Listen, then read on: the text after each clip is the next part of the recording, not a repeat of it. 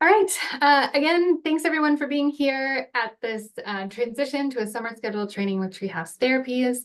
I hope everyone was able to get into a language channel.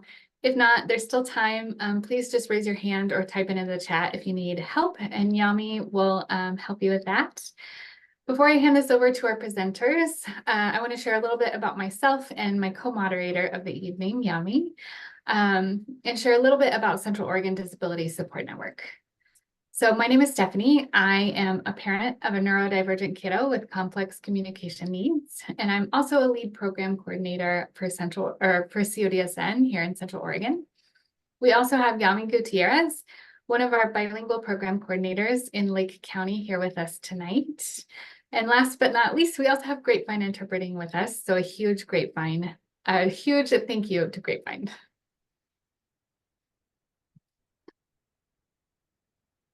So CODSN and what we do. CODSN is a nonprofit offering peer-delivered support to families navigating disability in 8 counties throughout Oregon. Our mission is to promote a positive understanding of disability and community inclusion, as well as be a source of support, information, and education for families and professionals. CODSN staff are either family members of those who experience a disability or are individuals who experience a disability themselves. And we help families navigate systems such as the medical system or the education system. We help families get connected to resources and other families. As people who have shared lived experience navigating disability, we're able to provide a unique type of support from what we've learned along the way. So some of our services that we provide include special education support. We've been awarded a 5-year grant from the Federal Office of Special Education Programs to support families surrounding special education and help equip them to share their voice and advocate for their child in Central and Eastern Oregon. This includes Cook, Deschutes, Grant, Harney, Jefferson, Klamath, Lake, and Wheeler counties. We offer new diagnosis support. So we provide one-on-one support to families.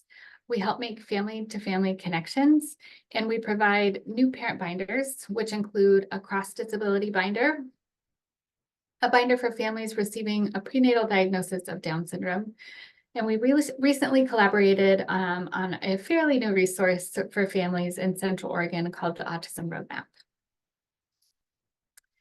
We offer connection and peer-delivered support. In addition to our one-on-one support with staff, we have 3 support groups that meet in Central Oregon, one for female caregivers and one for Spanish-speaking families in Bend. And we have a new support group up and running for Spanish-speaking families in Redmond as well. In addition to these support groups, we offer family fun events. These are fun, low pressure, most often free opportunities to connect with other families and join in on community events. We have 2 bilingual support staff available to support our Spanish-speaking families, and we provide all of our trainings and materials in Spanish as well. We have a new respite care program that we're ironing out. It's called Jason's Run and Recharge program. This program provides an opportunity for families to apply for up to $100 worth of gift cards for a self-care activity of their choice once every 3 months. And it also provides an opportunity for families to apply for up to 2 free hours of childcare once every 3 months. The gift card portion of this program is up and running now and available to families in Crook, Deschutes, and Jefferson. And the childcare part of this program will be available very soon in Bend. We provide trainings and webinars such as this one for families and professionals, and we offer community education at local organizations and businesses around disability awareness and accessibility. We offer person-centered planning support and tools to help equip youth with disabilities and their families to create a life of choices and dignity, and we also offer peer support to grow these skills. Right now, we're offering an emergency preparedness program where we're helping families in each of our counties learn how to prepare for emergencies, and you can check out these free on-demand videos on our website right now. We help support families as they learn to navigate the many systems they encounter throughout their disability journey. And we advocate on the federal, state, and community level representing families on many statewide system meetings, as well as supporting families to engage in sharing their voice with those that make decisions in our state and in our community. About 60% of what we do is connect families and community partners to resources based on their situation and their needs. And last but not least, we offer a variety of youth programs. In addition to our person-centered planning support, we hold monthly youth meetups for youth to get together and do something fun and build relationships. We have some new direct-to-youth trainings coming up, and we have a youth corner in our newsletter.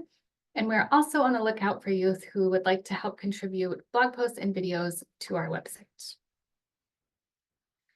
Just a few quick housekeeping notes. Please be respectful and empathetic to who else is in the room, and please keep your microphone muted during the presentation if you're not asking a question. You're welcome to put questions into the chat box, and Maggie and Krista have shared with us that they're happy to answer any questions that you have throughout the presentation if you would like to raise your hand and unmute yourself. Please be ready to learn and engage. And again, we are recording. If you feel more comfortable, you're welcome to keep your video off, although we would love to see and hear you throughout the presentation if you have a question. These are our lovely presenters of the evening, Maggie Biggs and Krista Ivans. Maggie and Krista are an occupational therapist and a behavioral therapist at Treehouse Therapies. Together, they lead the intensive program ASPEN, which stands for Adventures in Sensory Processing and Emotional Needs. This program focuses on working through behavioral concerns with a combination of sensory processing routines and behavioral health strategies. That sounds like such an amazing program, and I'm so excited, Maggie and Krista, that you're joining us here tonight. So I'm going to stop screen sharing here. And I'm going to pass it on over to you. Awesome. Thank you, Stephanie. So yeah, like Stephanie mentioned, I'm Maggie. And I'm Krista. And so tonight we're just kind of using a lot of what we've been working on for the past 6 months really with families to try to give everyone a roadmap to how to transition into the summer period. So, all right, we can go ahead and get started. Okay, so if you want to go skip forward to the agenda slide. Yes, I'm trying to click and it's You're not... fine. Sorry, everyone, technical difficulties. I'm going to take a moment.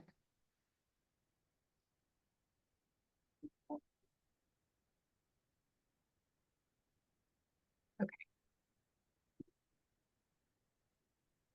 Let's try this again.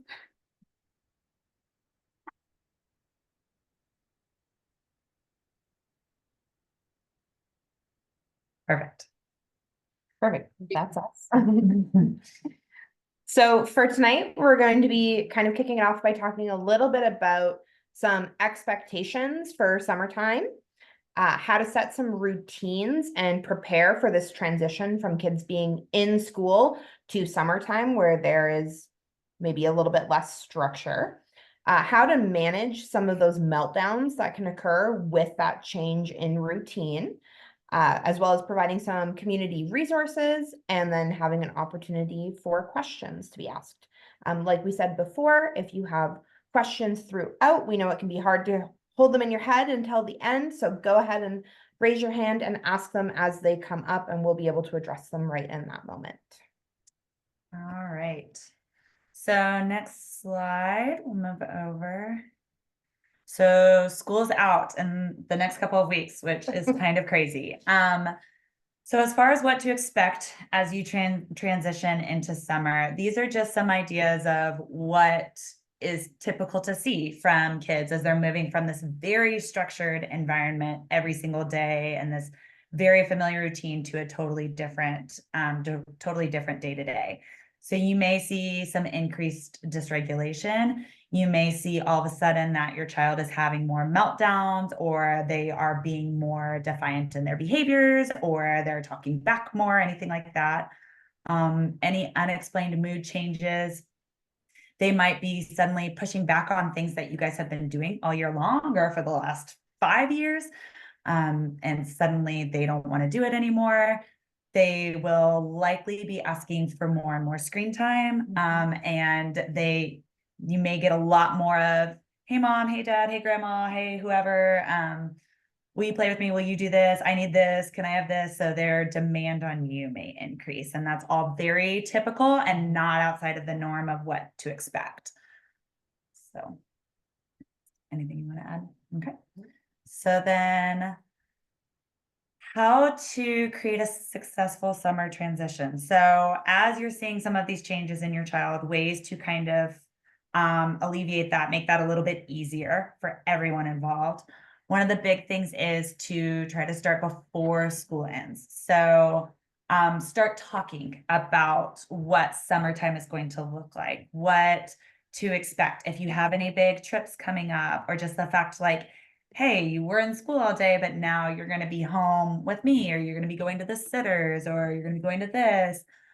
Just starting to let them know what to expect. Any change for a child can be a lot, even if it seems like a small one, or even if it's something that they're excited about. It's still a change and it's still scary. It's unpredictable. So trying to take away some of that unpredictability is going to be key. You can use social stories. If you have any kids in therapy, they might be familiar with those. You can use create kind of a basic day-to-day schedule, talk to them about it, anything like that. And then recognizing that some of your kids, even if you've told them like, hey, tomorrow you're going here, that they might not remember that come tomorrow. So if you want to make a calendar for the week or a calendar for the month, or we're doing a countdown for a vacation or something that could help some of our visual learning kiddos get some cues for remembering, so you don't feel like you have to tell them the same information 20 plus times. Because in those moments of transition, we all tend to forget things more, and your kids are not going to be an exception to that. They're going to forget some of these different things because the routine is new and different. So with that too, try to keep a routine, even if it's a loose one, but it doesn't have to be, and it probably won't be as strict as it was during school time, especially for them. But try to keep it as consistent as possible. Like we said, kids, they struggle with unpredictability. So trying to give them a sense of stability in their summer, even if you're not exactly sure how the day's going to go, just having a general plan can be really helpful. If you are going to have big changes in bedtimes and wake up times, don't immediately go from waking up at 6:30 in the morning to waking up at 9 in the morning. Try to ease into it, maybe 15-30 minutes every day, and draw that out over a couple of weeks. That can kind of help with some of those bigger transitions like that. With this big change, your house expectations, your play expectations, the house rules even might change. So making sure you are communicating those with your child early and setting those expectations early so that you are prepared for success from the start and you're not having to change something halfway through the summer. Yeah, setting the expectation and the boundaries early means that your kid knows what is allowed, where to. They're still probably going to try to push some of them, but it's not trying to completely revert what was happening before and being like, well, last week I was allowed to do this. So starting those things early and having that be communicated across everybody in your family, or everybody who's going to be spending some significant time with your kiddo this summer, so that it's not a good cop, bad cop scenario of who's letting the kid use technology more or who's letting the kid do these different things. It's as consistent as it can be across environments as well. And then planning family activities, community activities, going outside, trying to get them off of screens as much as possible. All of that will go into a little bit more in depth and try to give a few more ideas for that. But those are all good things to keep in mind. And then just know meltdowns happen, and they will happen. That is the nature of a child. So even if you do prepare as well as you possibly could, something could still happen, and you could still experience a big outburst. So have a plan for that and be ready. And we will also talk more in depth about that in just a bit. So. And part of starting now could also be if your kid has a friend at school that you want to be able to have park meetups with, finding ways that you would be able to have that communication, whether that's, you know, you're sharing an email or you're asking a teacher to pass along information, trying to make it so that those things are happening now so that you're not struggling going, my kid really wants to hang out with this person and I don't know how to get in touch with them. So kind of planning ahead. All right, and then, yep, next one. So for routines, for creating routines, these are kind of some basic guidelines to make successful ones. So like we were just saying, plan ahead, communicate with your family, especially with a co-parent or a partner or co-caregiver. If you can keep routines and expectations consistent across caregivers, you will see a lot more success. Otherwise, kids are going to learn who they can push what with and where they can manipulate the situation a little bit more, and you'll get a lot more pushback. So keeping things as consistent as possible, even between households, that's really hard to do. But as much as you can, and just keeping that in mind can even be really helpful. Keeping a basic routine that allows for changes. So, you know, you don't want to not have any routine, but you also don't want to have one that's so strict and rigid that when life happens, as it inevitably does, you don't have anywhere to go with that. So making sure that you kind of put in some buffers of maybe, you know, for morning, all that our routine consists of is wake up, eat breakfast, get dressed for the day, and play. And then in the afternoon, it is activity, or like lunch, then activity, then family time, then dinner. Like you can leave it pretty vague. It doesn't have to be super specific all the time. So just to keep that in mind. And then make sure that you begin, like we said, right from the beginning. Setting expectations, routines, and boundaries early is going to be key to being successful. It is a lot easier to start from the beginning than to try to backtrack and restart, because you're having to undo everything up to that point. The longer you wait, the harder it is for you to follow too. And then just keep things realistic. Don't set your kids wake up time for 7 a.m. and bedtime for 7 p.m. if you know that that's not going to happen for you guys. So just really be realistic for what works for your family and how that needs to look in order to set you all up for success. And then visuals, like Krista was talking about, using simple visuals that kids can use as reminders and to give them that stability and that predictability. So. And then the very next slide, we've got some examples of the type of visuals that we were kind of talking about. So the one on the left is more of a visual schedule of like a morning time routine. And then the one on the right is more of like if you have free play or something going on, but you want them to play within the living room area or something like that, then this kind of gives you some ideas. So it still gives some structure, but it gives options as well. And for their morning routine, you can kind of see they know exactly what's going to happen, but it also isn't so specific that there can't be change. And having a choice board can also help with the I'm bored, entertain me. Because if you are giving them the option of the choice board and there's the possibility to have a bin that has those items that they would need, then they would have a little bit more independence in making that choice and getting what they need for that activity, which makes them more likely to do it when they are choosing to do it for themselves. It would be the equivalent of them having free play at school, where maybe they would get a little bit of that time and they can go to a different station and pick what they want to pick. You're just creating that and carrying it into the home for the summertime. I think too, one of the things that we really like about visual schedules like these is they still offer the child a sense of control.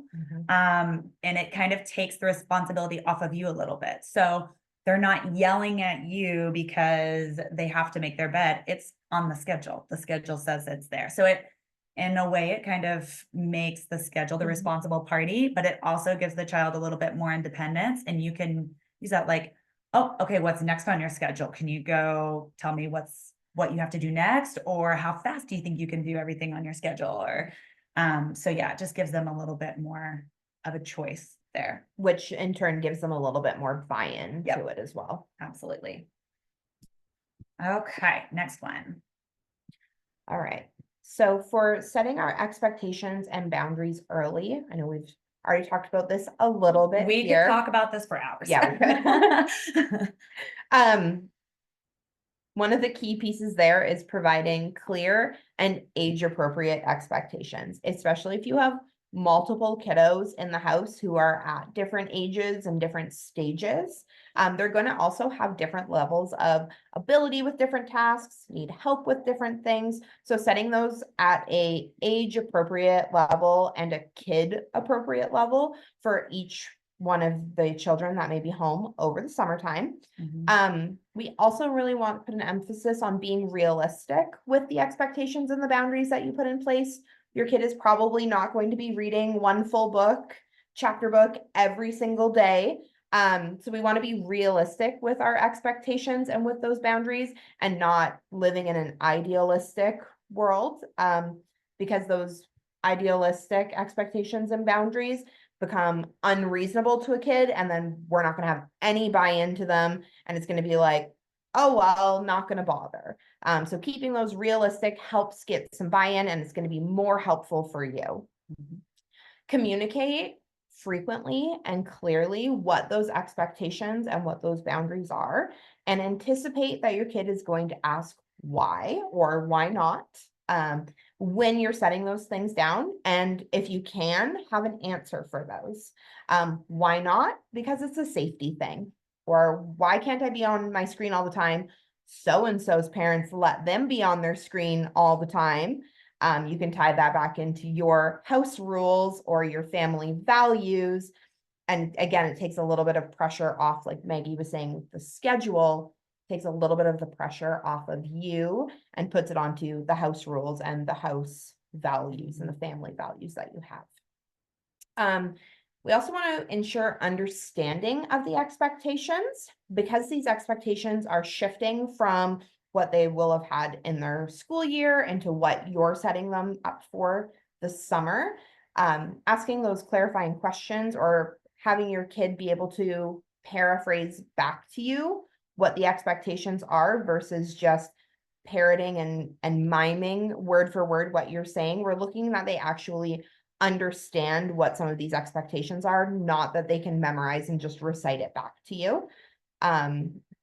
Communicate those consequences before they happen.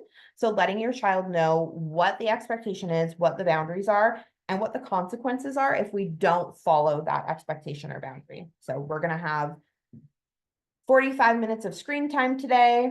If we go over the 45 minutes of screen time, you're going to lose that for tomorrow. And making that clear before you have to put that consequence in place so that you're not put into the role of being the bad cop who is making all of these unfair rules that the kid had no idea about. And make sure you stick to those. Mhm. If that's the consequence that you've decided on, then that's the consequence that should happen. And the more consistent you are with it, the less they will eventually push back. You'll get some, that's natural, but it will go down. Yes, it's fighting the battle early. Yep. Involving your child in the process. Maybe there's some expectations or some boundaries that they really liked about school that maybe they want to have continued into summertime. And involving your child in the process. Ask their opinion. What do you think would be a good bedtime? Like maybe we can talk, I mean, obviously you should set the bedtime, but you can kind of talk about it and get their opinion, or, like, what do you think would be a really fun thing for us to do in the mornings together or something? And you don't have to go with it, but you can have that conversation, and then they feel heard and they feel involved. Yeah. And the more they're involved and the more they feel heard and feel independent in that, then the more buy-in you'll get again, and the more they'll respect those boundaries. Absolutely. And getting your kids' opinions and thoughts on like what could we do for family time, and saying they're more likely to participate. And then avoid setting the porous or too rigid boundaries. So porous are the boundaries where it's like we might as well not really have them because we're not actually sticking to any of those boundaries. And our rigid boundaries are the ones that are so firm that we're not able to flex at all, and we're just going to hit a wall and then have a meltdown. So kind of sticking to that middle of those healthy boundaries where we can flex and move, and there's some that are not going to be as movable. But it's kind of picking your battles there and saying what are the boundaries that we want to hold, what are the consequences, and can we be consistent with that? No. The next slide is kind of a visual of that concept. So porous boundaries are the ones that you set, but then you're not necessarily holding to. It's exhausting for everybody. You're fighting the same battles over and over and over. Nothing changes. Whereas a rigid boundary, what that does, if you have too many of those, then that can kind of create a wall in your relationship, and it can, it prevents that buy-in. It prevents family members from really feeling involved and really feeling like they understand the point of them. So what you're really looking for is that happy middle. Now, like Krista said, some of these do need to be more rigid. Sometimes safety means that there is no workaround and there is no give, and that's okay. And some boundaries, you might say, I'm not choosing that battle right now. I just can't do it. And that's okay too. This is more of what you want to go for the majority of the time, and kind of what you want to shoot for. But we understand life happens. We're all human, and it's never going to be perfect. So, all right. Planning activities. So, this will just help you out a lot this summer. Honestly, what I would suggest you do is brainstorm a big list. Go ahead and write it down before summer even starts, so that when there's a day and there's a random storm happening in Central Oregon, and you can't get outside, you don't go crazy trying to figure out what to do with your children. So make a list of different ideas, and then let's say you decide, okay, 3 times a week, we're going to have a planned activity during the day, all of us together. Then have kind of a backup plan in mind. So that's where that list comes in.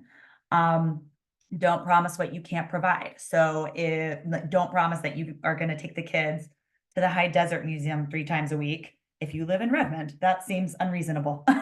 So just making sure that you are being realistic again, and setting yourself up for success and setting your kids up for success. Get creative. There are lots of free at-home activities inside and outside that you can do. And we have a big list of some of those ideas in the next slide that we'll get to. So Pinterest is a great resource there, or TikTok. You can just Google stuff. There are a ton of like OT and therapy websites that have ideas as well.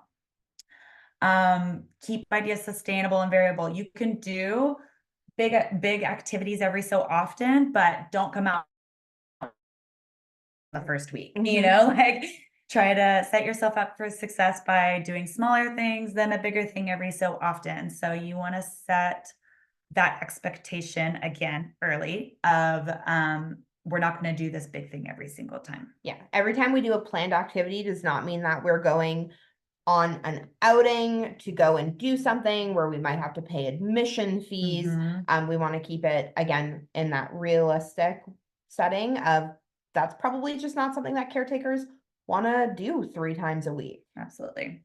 If you do especially plan on community activities, keep sensory and attention needs in mind. I don't know if everyone here, but most of you probably have neurodivergent children or work with neurodivergent children in some sense. So this is a big one to really keep in mind, because a day at the zoo might sound really easygoing and fun, but for some kids that can be really scary and unpredictable and can be a recipe for meltdown.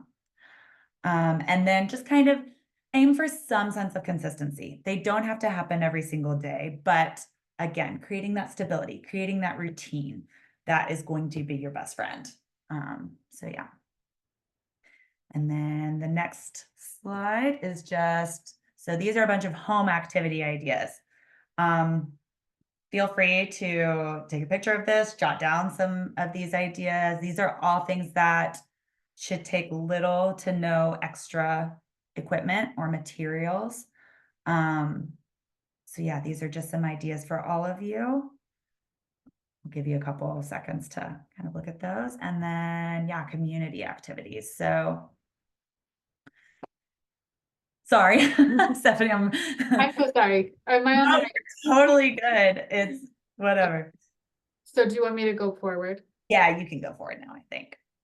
So these are the home activities. Mhm. Mhm. And then yeah, that's community. Right there. And then the community. Cool. Okay. So then, yeah, this is whenever you're getting out of the house. Some of these are bigger trips and some of these are still just very simple, easy day-to-day things that you can do. So there's a really wide range. So yeah, get creative with it. Use your resources, use the internet. Yeah, and this is where having that backup plan could be handy, because if you're like, we're going to Smith Rock today Mhm. and it's raining, then our outing could be going to the library and finding some of those resources that the public library might have. All right.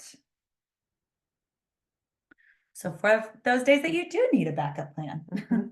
For those days that you do need a backup plan, some ideas is to create a sensory corner. Now, what that means is putting together a area of your home that has access to various sensory input activities that your kids can enjoy playing with, whether that's we're going to be using slime, or we're going to be doing some stuff with Legos, or we're going to be doing, I think a new big one that I've heard a lot of kids are playing with is the foam floam, which is like a new version of slime that's been making its way around.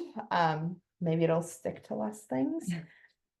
But having kind of a designated spot where kids can engage in those different activities could be really helpful. Considering it to be like a toolbox of like, here's a bin that we have that's full of rice and beans and different toys, and kids are able to play in that, or kinetic sand can also be a really nice sensory input for kiddos.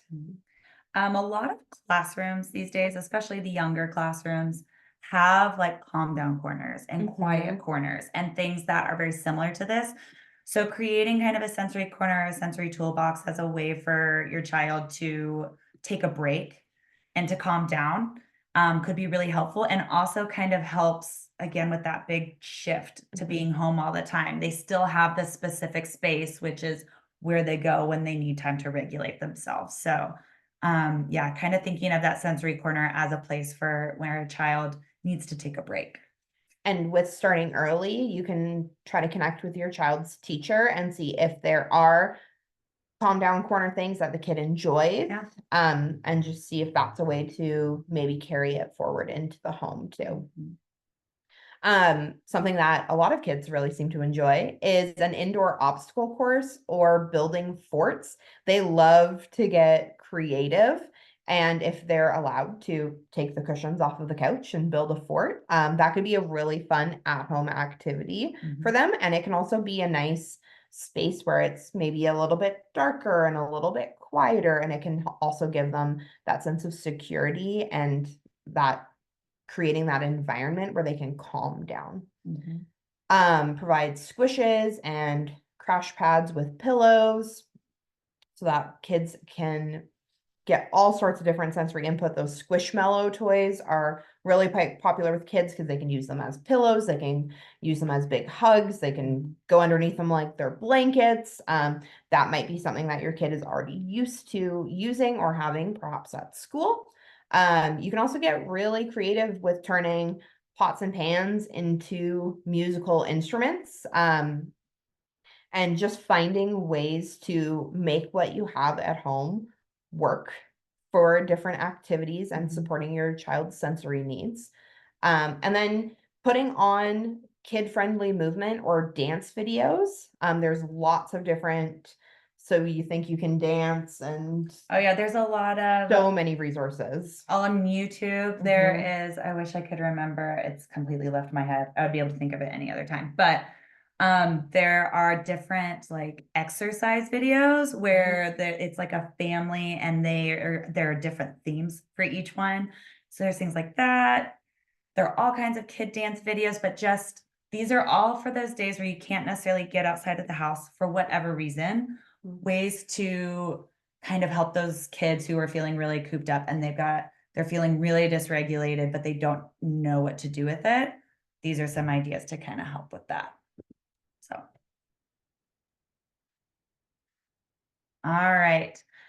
Screen time. Love to talk about screen time. So, summer is hard because, you know, you might be a working parent, you might be a stay-at-home parent, you might do both at the same time. So, no matter what, there are going to be times where you just need your kids to kind of not be there, and that's okay. If you need to do that, to step away and to let them have some screen time, I'm not saying take away all of their screen time for the summer, but just again, being mindful, being aware of what they're watching, how long they're watching it. So this is just some basic information. When a child spends more time on screens, they're not participating in conversation. They're not learning social cues. They're not learning your body language, or they're not learning communication skills. So times like when you're going to the grocery store, or when they're riding in the car, or things like when they're sitting in a waiting room, trying to avoid screen time during those times as much as possible and engaging with them. Have your child help you hold the list at the grocery store, or help you look for a certain can of tomatoes or something like that. So all of that will help them learn and will teach them how to be bored and how to use their imagination and how to work through some of that downtime. That will help them not need you so much for those moments of, what do I do now? What can I do now? Will you play with me? Will you do this? Some studies are showing that children who use screens as early as 12 months old for 2 or more hours a day are 6 times more likely to have language delays. So just trying to monitor how old your child is and how much screen time they're really on, it matters. And then also knowing, I feel like I have a lot of parents tell me, but my child, it's the only time my child is regulated. And I like to say this point, children, when they're on screens, they may have a calm body, but they're not necessarily regulated. Their body is still, but their brain is going 100 miles per hour.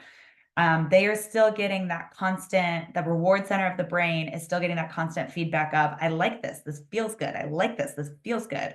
And it's just a constant loop of that. So they're not really having to work towards it. They're not really having to use their body at all. So, having a still body is not the same as being regulated, especially when it comes to a screen. So just keeping that in mind. And then also keeping in mind how much you're on a screen. So we talk a lot about children's development and them being on screens, but it's also very important to think about how much we as adults are on them. When we are on screens with our children, then we're only giving them part of our attention. And again, they're not getting that interaction. They're not learning social skills. They're not learning your body language or your emotions or building that relationship with you. It also causes that what we call lack of responsiveness, and what a child can learn from a parent or a caregiver being on a screen is that they are not as important as whatever is on that screen. So screens are a part of our life. Technology is a part of our life. That's fine. You don't have to completely get rid of it. But once again, just be mindful. Kind of think of them as mental junk food. You probably let your kids have some junk food, but it's not the only thing that they eat. So kind of thinking about that with screens as well. Yeah, so one of those like boundaries or expectations that you could put in place around screen time might actually apply for everybody in the family and not just for kids in particular. And it might be something like at dinner time, we don't use screens, or when we're having our family time on our schedule, we're not on our phones. And if you're going to make that a rule, then to have that apply for even some of the adults as well, because that helps model to the kids that that rule is important, and also that that activity that you're doing and that connection is also important. Mhm. All right. Meltdowns, everyone's favorite. They will happen, like we said. You can be the most prepared parent or person on the planet, and they will still happen. So getting ready for those, make a plan and let your child in on that plan. So have, like a backpack ready. Like, this is our calm down backpack. I'm going to keep it with us the whole time that we're out today. So if you need anything in here, this is where you can go. Or, letting them know, hey, if this gets to be too much, this is our signal and we'll go to the car.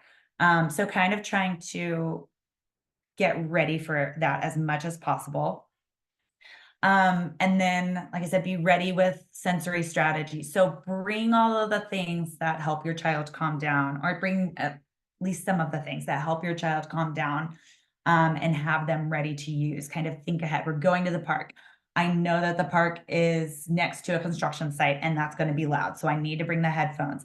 I also know that it's going to be too sunny and that's going to bother their eyes. So I'm going to bring their sunglasses, things like that. People are gonna probably be judgy at some point. That's just the way of the world. It's ridiculous that that's how it is, but they don't know you. They don't understand what you're going through, and just try as much as you can to not be worried about them. They have their own things that they're dealing with. And so what's important is your child in that moment, and helping your family. So, and then pay attention and know what sets your child off. I know that sounds are a problem. I know that too many people is a problem. I know that when they go down the slide, they get really wound up and then they can't calm down for 10 minutes. So, just kind of knowing what sets them off and either, increases their energy or upsets them or whatever it is, and kind of have that in your mind so you can prepare. And not in a way where you necessarily have to avoid that every single Absolutely. time. But in a way that you're like, okay, we know that the loud noises or bright lights are really hard on this kiddo. So how do we help them to have the tools to be able to navigate those things? Yeah. And also not thinking of it as we can't do this because of my child. So not making the child the problem, but thinking, okay, what do we need to change about the environment or about our approach to make this a successful outing for us? And then also preparing your child, letting them know, hey, this is what to expect. We're going to a petting zoo. It's going to be loud and busy. We're going to the fireworks and they're going to be really loud when they're going off. Yeah. When they do happen, it's really important that as much as you can, you stay calm. Show your child what you need them to do. If you need them to stay calm and take deep breaths, then you show them that. Asking them they're not going to be able to answer in that moment. Yeah. So just telling them, maybe putting your hands on their body or putting their hands on your chest so that they can feel you breathe. Or, talking in a quiet, slow voice, bringing them away from the scene, whatever you need to do there is big. And then of course have an exit strategy, especially if you're in the community. So know your emergency exit plan if you need it, and be ready for it, and communicate that with your child, with your partner, with whoever is with you. So you guys are all on the same page. Yeah, and if your kid maybe is more aware of some of their triggers, having some sort of signal for them to tell you like, all right, I'm done. This is now too overwhelming and I need to take a break. And how can they maybe convey that to you without going over and being like, hey, I need a break. To help make it so that they feel comfortable to use their skills and their tools, and also recognize what's happening in their body, and for us to be able to respond to that. The biggest thing from this slide, I would say, is just to model for your child. So you stay calm, they'll stay calm. You know, it's like when a child falls down and they look at you on whether they should start screaming in pain or whether they're fine. It's the same idea. So just showing them that calm, slow body, and that will help them calm down. It's the best tool you have in your toolbox. Yeah. Mhm. It's helping them to co-regulate. Yep.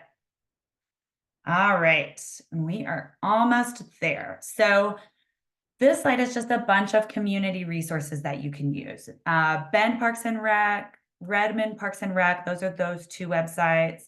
There is a camp or an organization called Rad Camps, and they do like full day outings and different camps.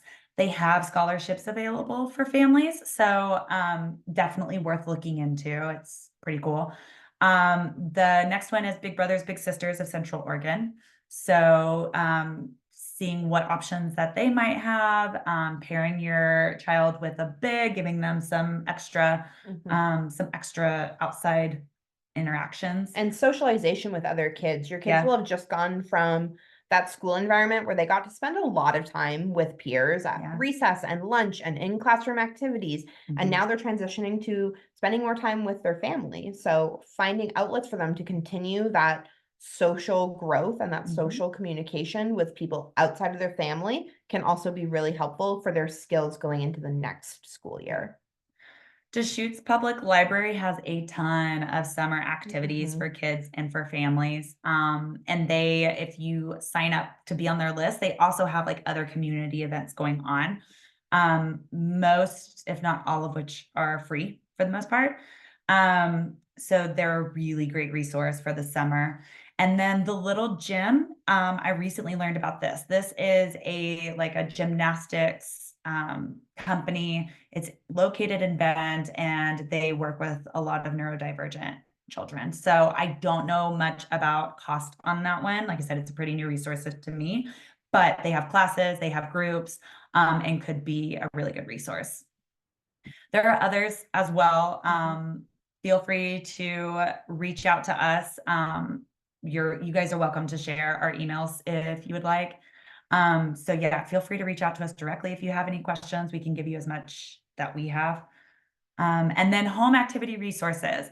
The teacherspayteachers.com, that's a really good one for those simple visual schedules and things like that. So if you don't want to have to make your own or anything like that, there are a lot of free resources for visual schedules on there, or if you have to pay, they're typically very cheap, like $1.50 or something like that. So that's a good one, even just to get ideas from. Mhm. And then the website, the OT Toolbox, they had an article recently about 100 things to do this summer, and it's just different activities that you can do with your children. So that could be a really good place for some ideas. So yeah, that's another one. Okay. So that is everything. I didn't see any questions pop up during the presentation, but does anyone have any lingering questions or questions now that we've gone through everything?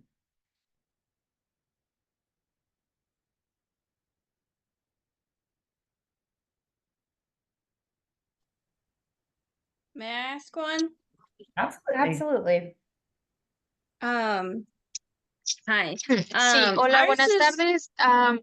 Mi I was pregunta just es, escuché wondering, que like, estos my daughter programas has a hard están, time, like, when we go on bueno, vacations muy and things lejos de like donde yo that. estoy. Yo Is vivo it better just to limit those or still try to take them? Because I don't know what's the best route when it comes to that. Because I feel like she gets so distraught when we go somewhere. Okay, so we missed, I think, the first part of the question. There were a few Yes. different things going through. So will you repeat that one more time? I'm so sorry. Oh yeah, sorry. So when taking vacations, we cut out like big ones because we were just like, it's more trouble than it is, good. Is it smart to do that? Like, and just stick with a routine that she's familiar with? Or should we still try to take those trips? Like, I think that is kind of a case by case situation. I think that there is a way you can do it. I don't think you have to completely cut those out. I think one thing I was actually just talking to a family about this earlier is kind of easing into it almost. So maybe take a smaller one and kind of do a trial run and see how that goes. And then if that goes okay, then maybe you guys feel up to taking another bigger one.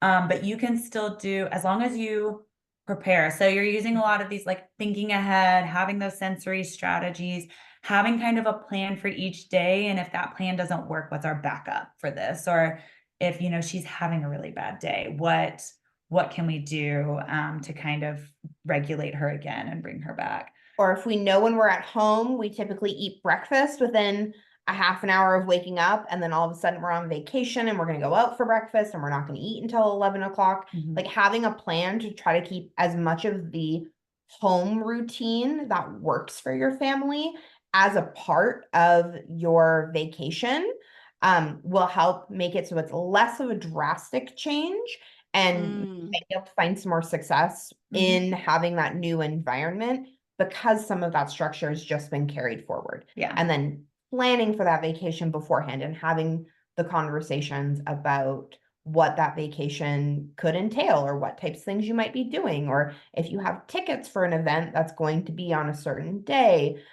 making sure that your kid doesn't feel kind of blindsided in the morning, that the routine is not going to be followed on a particular day. Okay. All I- right. Social stories can be really helpful when planning for vacations. I don't know if you've ever used those, or if some kids don't respond to them as well. But if you have used them, or if you want more information on those kinds of things, then we would be happy to provide that. But social stories, they just kind of give an idea of what to expect and how things go and how we act in those situations. So those can be a really helpful tool for things like travel, and ease some of that anxiety of the unknown. Okay. Thank you.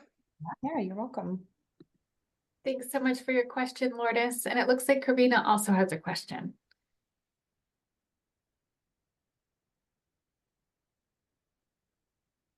Sí, disculpen la confusión, estoy acá en el chat de español y no me pude dar cuenta, pero mi pregunta es, escucho que estos recursos están, bueno, escucho que muy lejos de mí, yo estoy en el condado de Marion, en Salem, y me gustaría saber si hay algo parecido como lo que ofrecen ustedes, o existe su asociación, o Yeah. por acá de este lado. Sure. So, yeah, most of the resources that we posted are geared towards Deschutes County in this area. However, there will absolutely be a Salem Parks and Rec website. As well as a library website. There will also be a public library website, and they will still have summer activities going on. Big Brothers Big Sisters is pretty much nationwide. So that would be another resource that she could probably gain access to. And then I think, especially since Salem is the capital, there should be some other options. And again, we're happy, like if she needs help kind of navigating that, happy to help that as much as we can. But yes, Parks and Rec, library, Big Brothers Big Sisters, all should carry over. Thank you for your question, Karina. And there also is, I believe, a family network in your area that's similar to CODSN. And if you reach out to your family network, they can help you brainstorm ideas too. If you want to, I think we have your information through registration, but if you want to share your contact information with Yami, we can get you connected with them.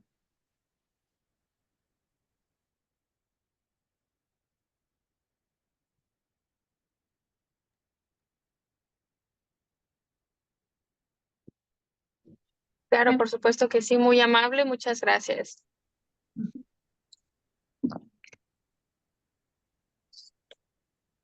Awesome. Is there any other questions? Okay, I'm going to move forward and share our survey. And I'll also share some upcoming trainings that CODSN is going to offer and some events here in Central Oregon.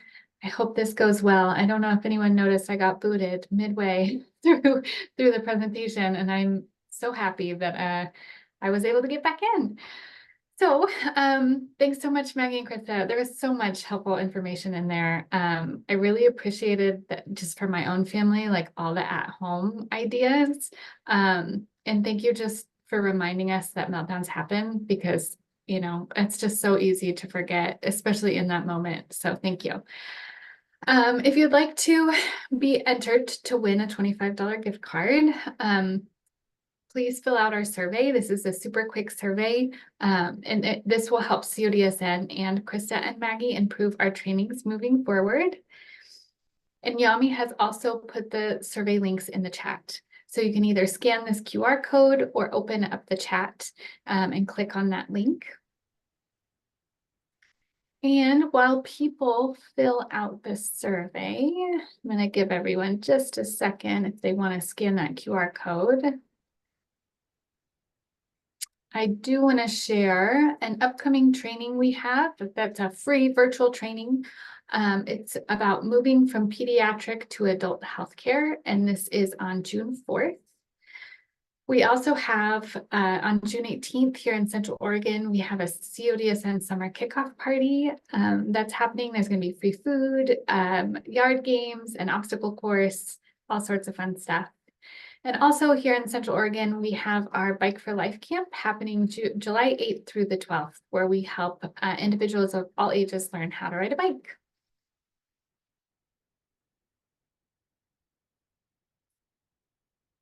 So did any last questions pop up while I was going through that little spiel?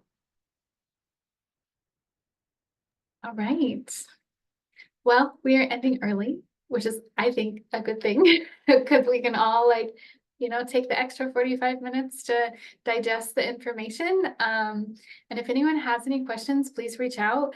Christy and Maggie, am I correct that you said it's okay to share your contact information? Okay. Absolutely. So if anyone else has any questions that pop up after the training, please reach out to us and we'll get you connected. All right, everybody. Thank you so much. Everyone have a wonderful evening. And we'll see you at the next training. Thank you. Bye. Stephanie? Yes. So I'm a PSU student studying psych, and I almost graduated. I'm going to go to the UW for my grad school. And thank you. And I'm doing this for one of my classes. We're supposed to get community hours and experience type stuff. I was wondering if I gave you my email, would you be able to just send me a quick email confirming that I was here for my attendance? Yeah, we send out like these little certificates if that would be helpful that says hours. Perfect. Okay. That'd be Cool. great. Yeah. And is that just automatic? Well, if you wouldn't mind putting your email in the chat just so I have it just in case. I know you registered, but I like to have it just in case, and we'll email that to you. Perfect. Thanks so much, everyone. Have a great evening. I'm going to stick around for Erin's email.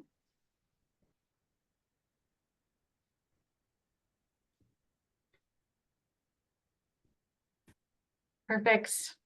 I got it, Erin. All right. Good evening, everyone.